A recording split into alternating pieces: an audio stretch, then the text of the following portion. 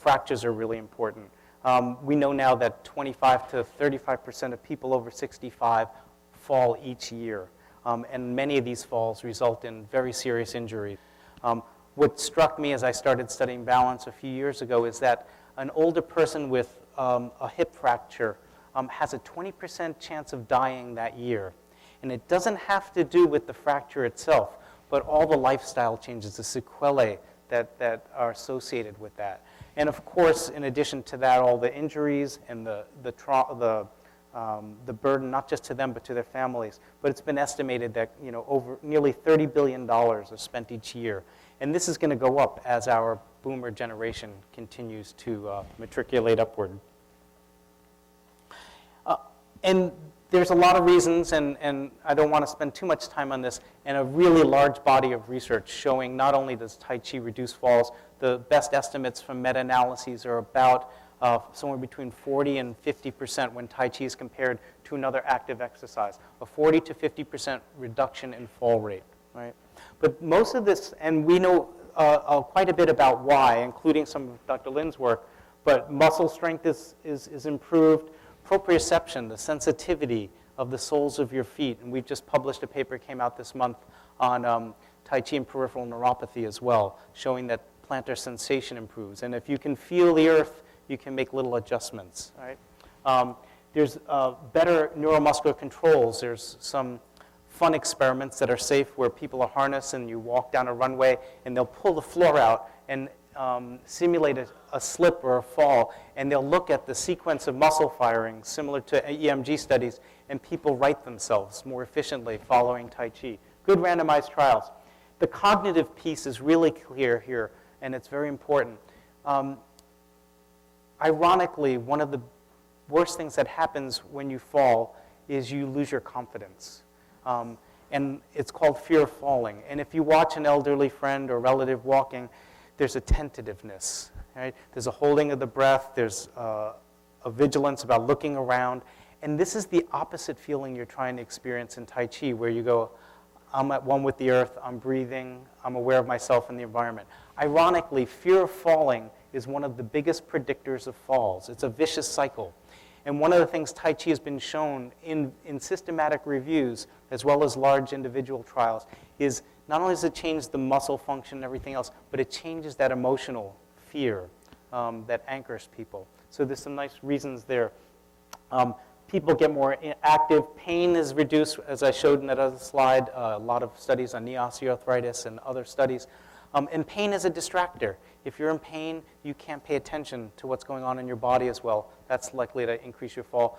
And one of the other predictors of fall is taking 3 or more medicines. And pain medicines can make you a little loopy. They're useful, but that can increase it. So there's a lot of reasons we wanted to study this. Much of the research on Tai Chi and falls has been in older populations. And what we wanted to know in this study is what happens in a younger population between 45 and 70, women who are relatively healthy. And also we know that one of the biggest reasons you have a fracture is not just because you fall, but because you have thinning bones. So we want to look at that sort of double whammy. Can we change bone density, and can we change the balance that might result in a fall? And we do very formal randomized controlled trials. This is what most drug trials look like as well. I won't go into the details here, but this is a small study. It was a pilot study funded by NIH. We had 86 women that were all 45 to 70 that were randomized to either Tai Chi in the community versus the usual care, Tai Chi plus usual care.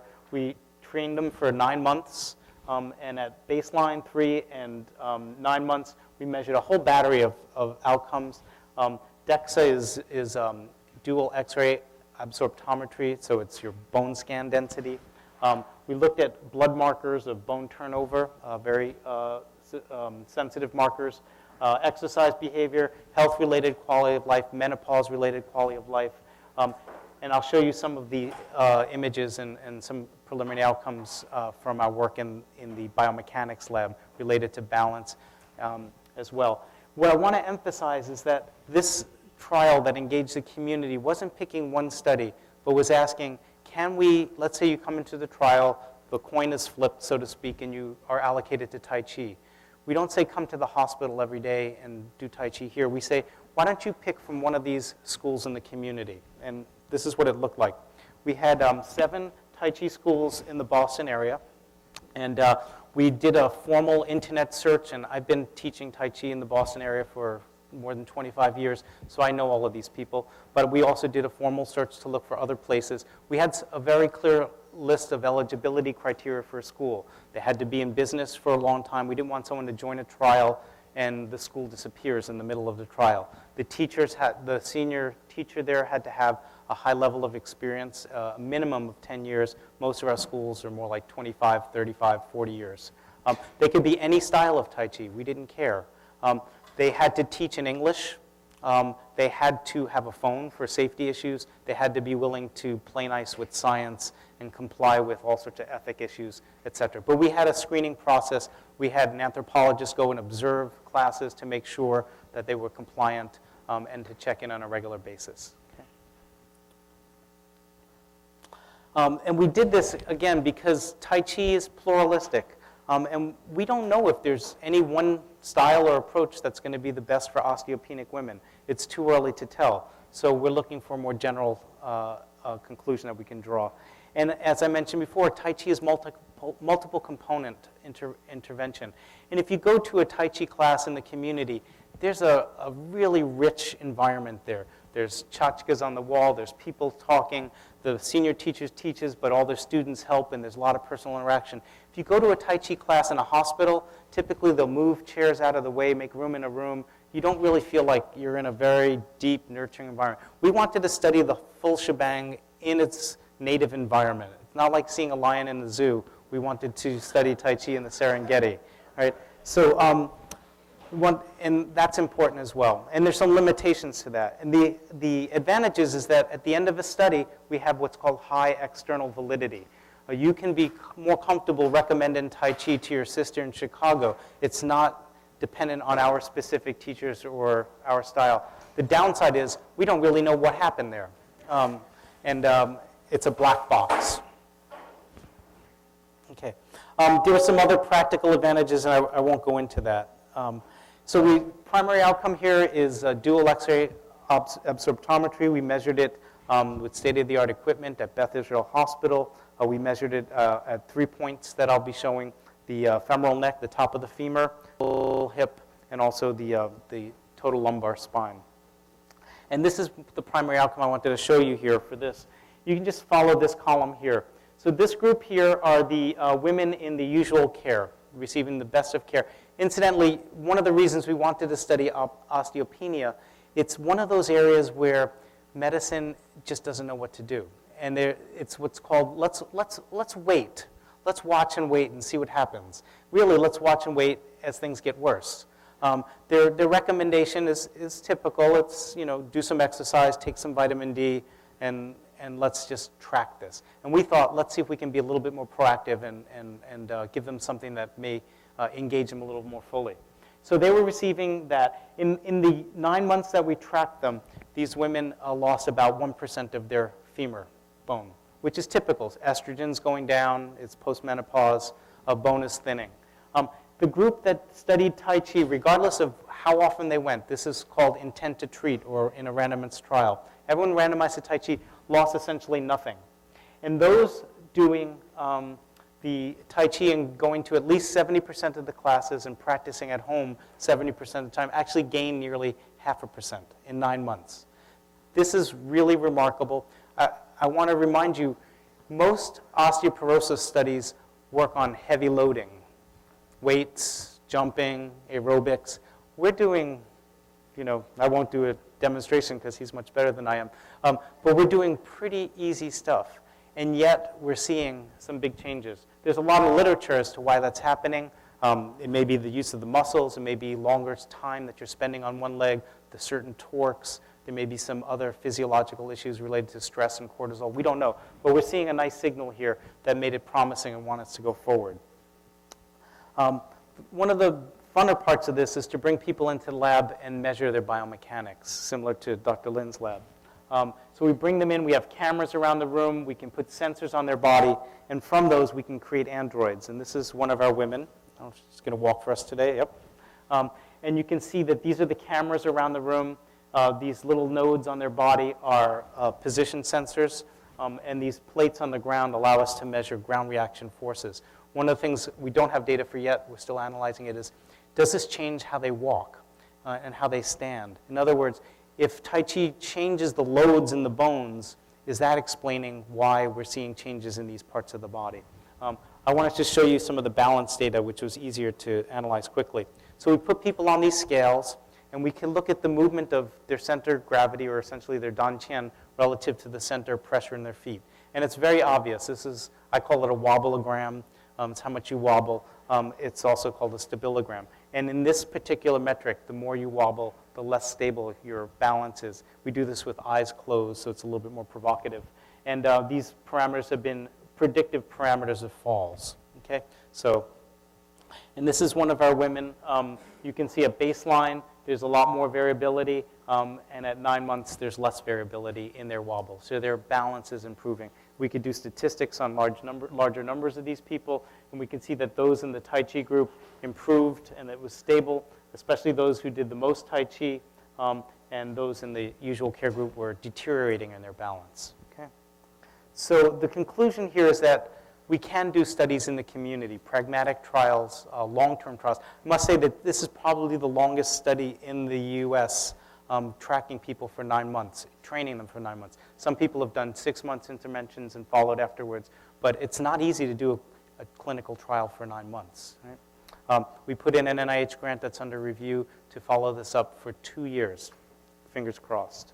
We've also believed that these future trials are warranted based on preliminary data.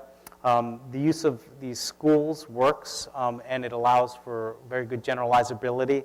And what was really a sweet side effect of this, so to speak, is how happy the teachers were in the community to be engaged, to contribute to this art that they spend their livelihood on sharing, and that they can shape the science of that. So that was a really nice outcome. So I wanted to just briefly show you a different kind of a study where we engage the expertise in a different way. And this was a study that's ongoing. We're just about finishing with the first. It's a study of chronic obstructive pulmonary disease, horrible condition, one of the few conditions in the world that's actually expanding in prevalence, and the possibility for Tai Chi to help with exercise capacity and quality of life. And I want to say something. So not all studies can be done out in the community. These are very ill people. We've done heart failure studies where every class we have to have a nurse. We're in the hospital. We don't know if we're going to have a code blue. So we can't just send people off into the community just yet. We don't have that trust yet.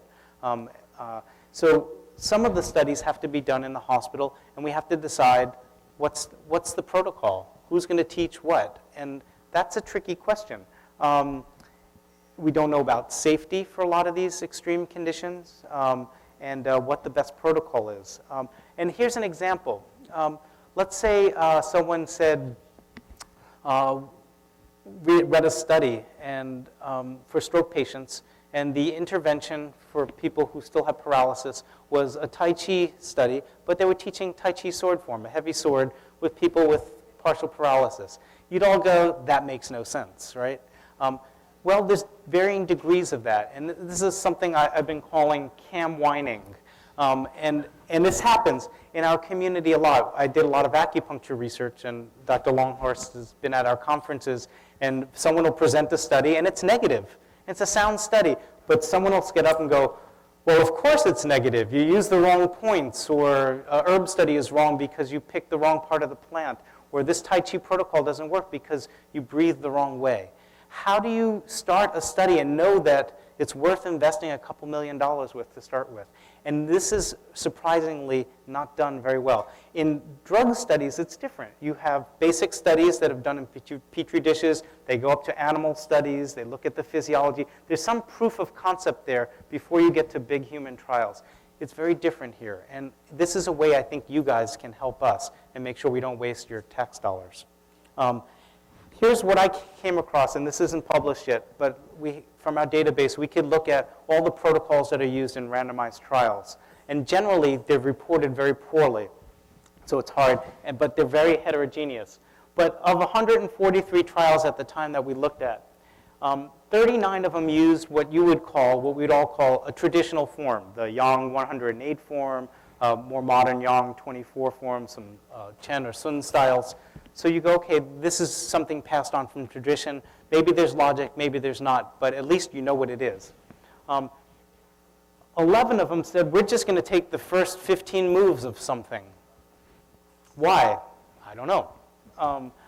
Another group did simplified forms, and I'm part of that. We've just either said we're going to take 5 movements and teach them in a certain way. Is it justified? I don't know. Other people have taken elements of Tai Chi and integrated them into other programs, and 12 studies just didn't say anything about it. Okay? There's a lot of heterogeneity. People are just picking forms. And how did they justify this? Well, 84 of those studies said nothing. They just said, we're using this. No particular reason that this is going to be good for people with Parkinson's or this is safe for people with heart failure. Some of them said that it was similar to other studies, but that's sort of not really strong justification. Some said, one study said they conferred with multiple Tai Chi masters. They didn't say exactly what they did, but just one of them said this wasn't something we just made up ourselves. So I know that many of you are teachers, and you would go, I want to teach what I know. This makes sense. I've seen it in my students. It makes a difference. But when you're communicating and interacting with the scientific community, we have our codes of ethics and conduct, and they're different. And so this is where you guys have to start to learn a little bit more about how we think, and we need to have some dialogue. So we tried this in developing this study for COPD, and this was a 3-arm randomized trial. We had done a pilot study with COPD. We saw it was okay.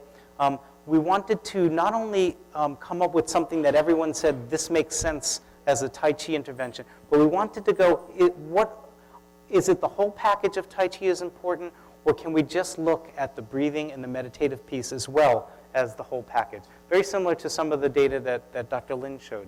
Okay? But the real key piece here I want to show you is how do you bring together a group of people to do this? So the study, which is almost done, recruited 100 people. Majority of them are veterans from the Korean War at the VA hospital. Some are from the hospital system at BI.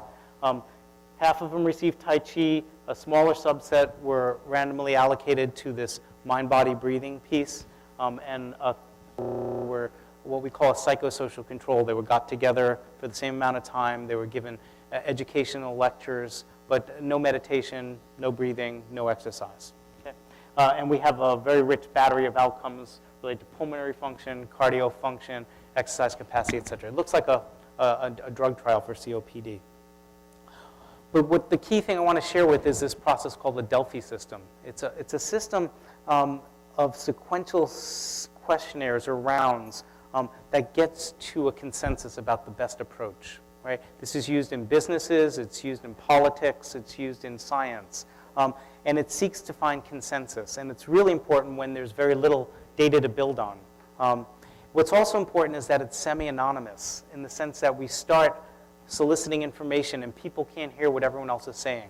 So imagine we're in the room having a discussion about the best protocol, and one of the senior Qigong masters is here, and he says, I think this. Everyone else in the room is going to go, I'll have what he's having. They're going to be a little nervous to say what they think. You don't get the full opinion. So this is done semi-anonymously at first. Then people come together, mix things up, hear each other's perspectives in a systematic way, and then we come back together for consensus. This is what our team looked like. First, my internal team put together a draft of a protocol. We had 2 people with significant experience in Qigong, Tai Chi, mind-body, people who are cardiopulmonary experts and physicians and researchers. And then we also had an expert panel in the second phase that had 6 experts. The average expertise in this group was more than 25 years of experience. Then we had people who were physicians and exercise pulmonologists, as well as people who are experts in trials.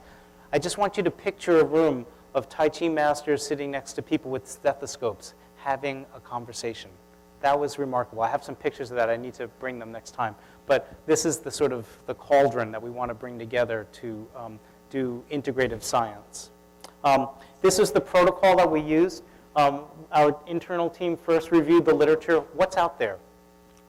What do we know from Western physiology studies? What do we know from yoga and breathing studies? Before we make up our own thing, let's pool everything we know. We also have done a series of heart failure studies, so we use the results of those and the protocols we've used there to inform that. But we wanted to focus more on breathing. We then did a very small pilot study. We took 10 people. Is this safe? Do they like it? What do they say? We want the patient's voice in this too. We want all stakeholders in there. We took all of that information and said, let's draft what we think would be the best protocol. And it was very detailed. It's about 50 pages. It blow by blow. What do you do on the first day? What's the exercise? Swinging. Why do we do that? We think it's good for cardiovascular health. It opens up the rib cage. It changes autonomic physiology. We put all this stuff in there, what we did and why we thought it was important, and exactly how the protocol would go. Then we sent it to our expert panel, and we said, read this very carefully, and we're going to give you some series of questions. We want you to score that.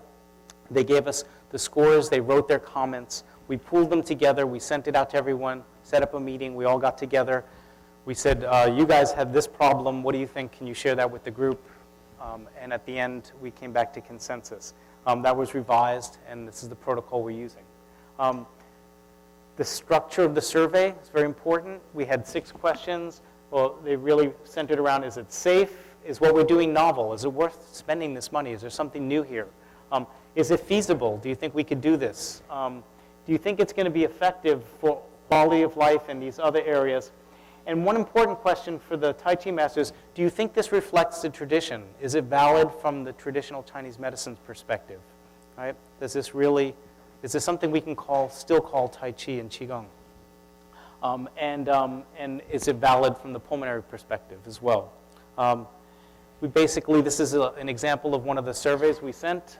We get scores, we get various comments, very rich discussion. We can quantitatively summarize what we found.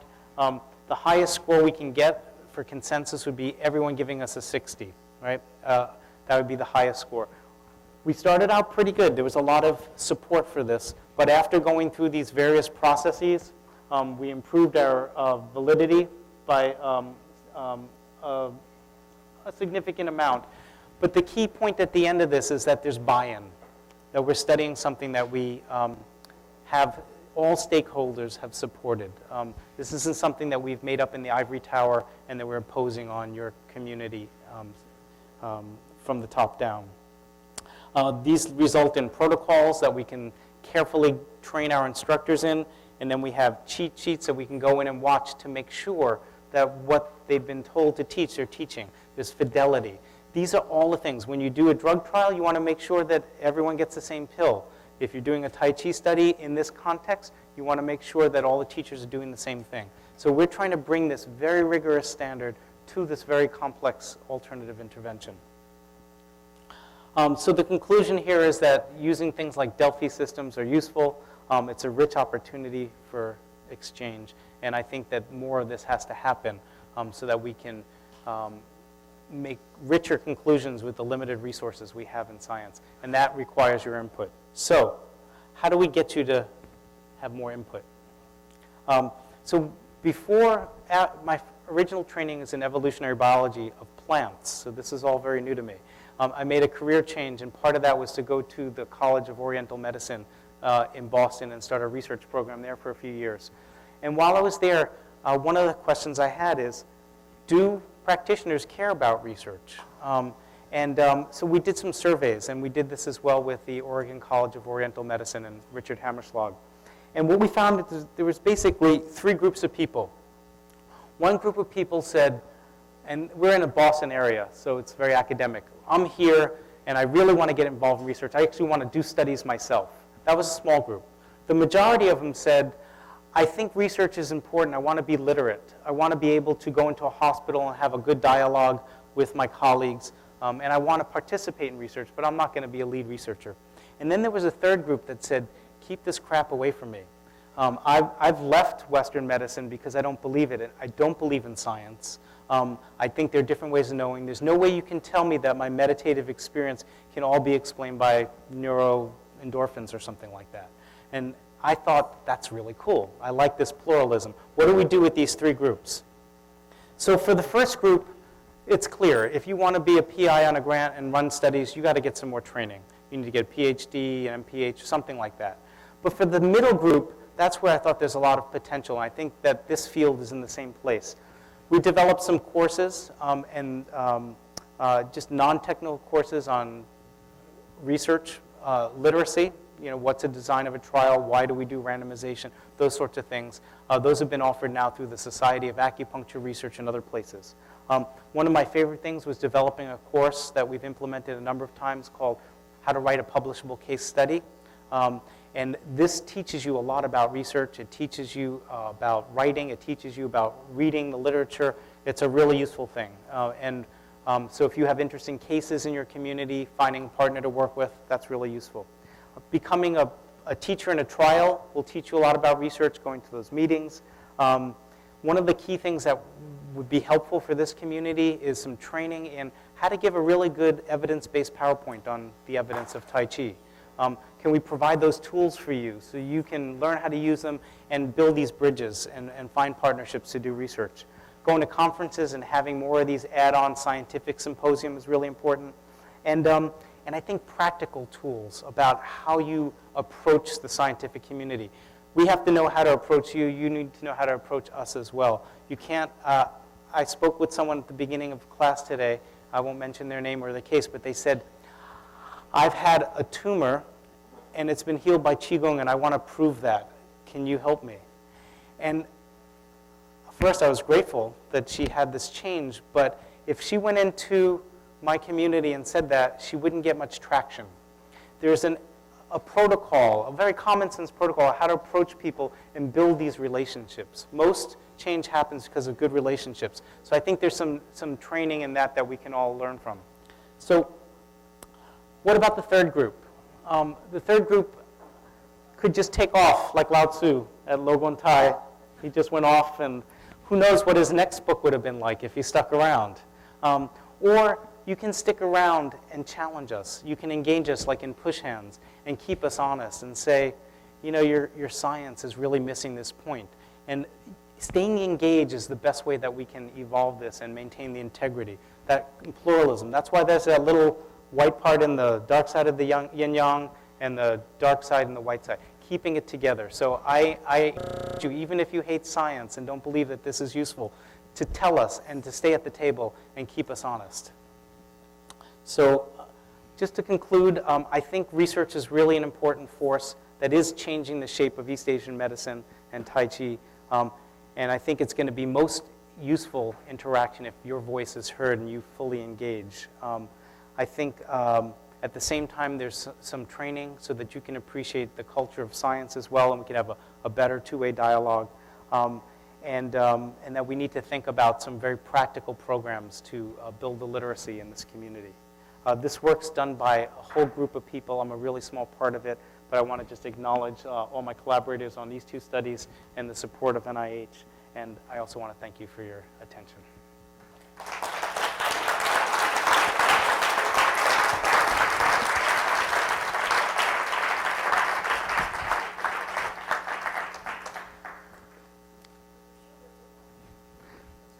Sure.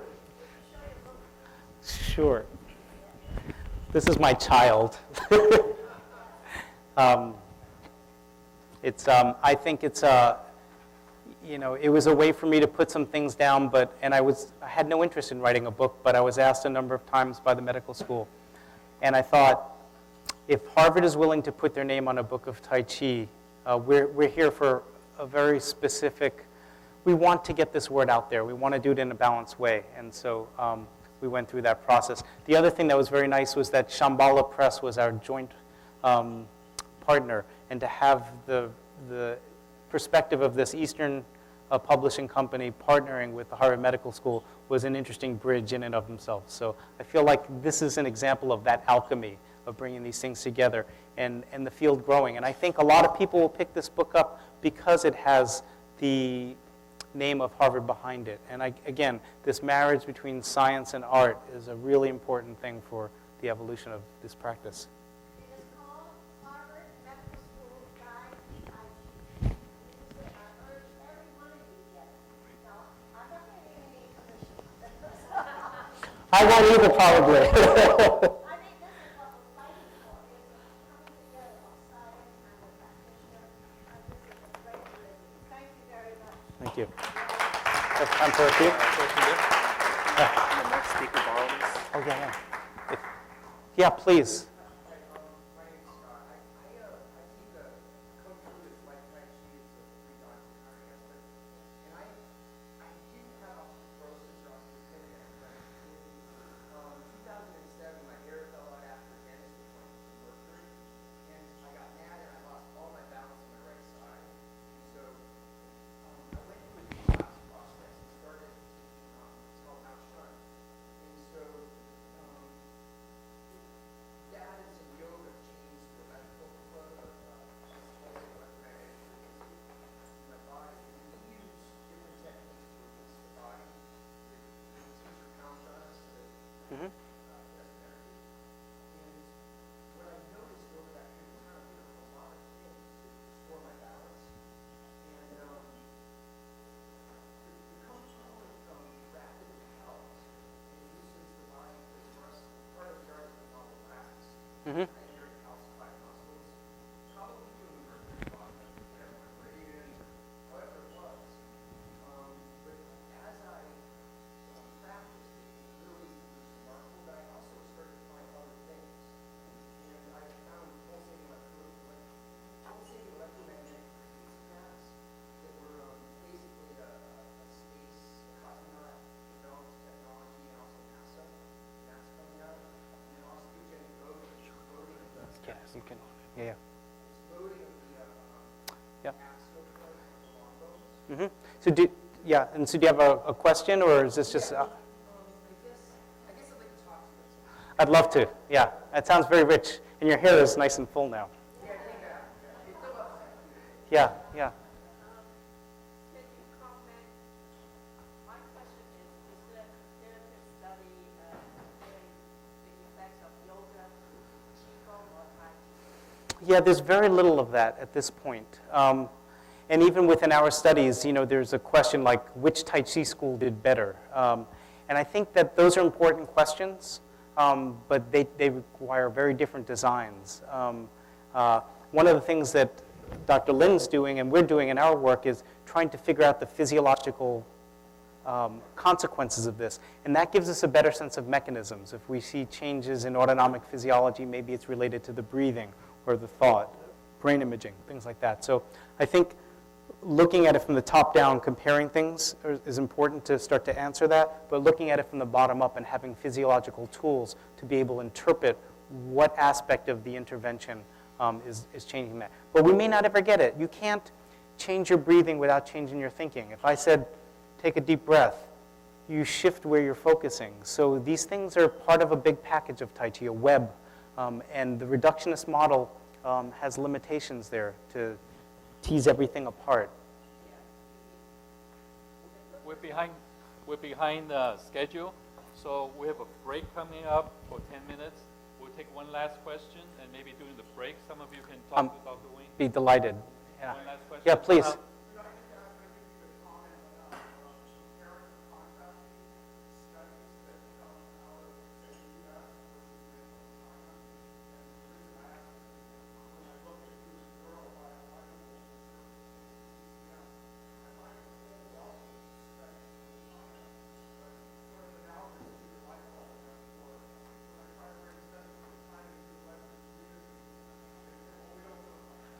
Yeah, no, that's a great question. I have a lot of colleagues that do work in China and have joint grants funded by their governments to exchange. And one of the goals is to bring some of the rigorous methods from the West to the East in terms of the quality of the studies that are coming out. There's been some big studies that have shown that negative studies are very rare in certain Asian countries. And there's a lot of pressure to publish positive studies. There may be some manipulation of data. There may be some throwing out of data that's not supportive. So it's hard to interpret that. But overall, the quality here, as well as in China and other places, has gone up quite a bit. There's actually quite a bit of rich data on neurophysiology and acupuncture from China that I think is very sound research. Great. So thank you. Thank you.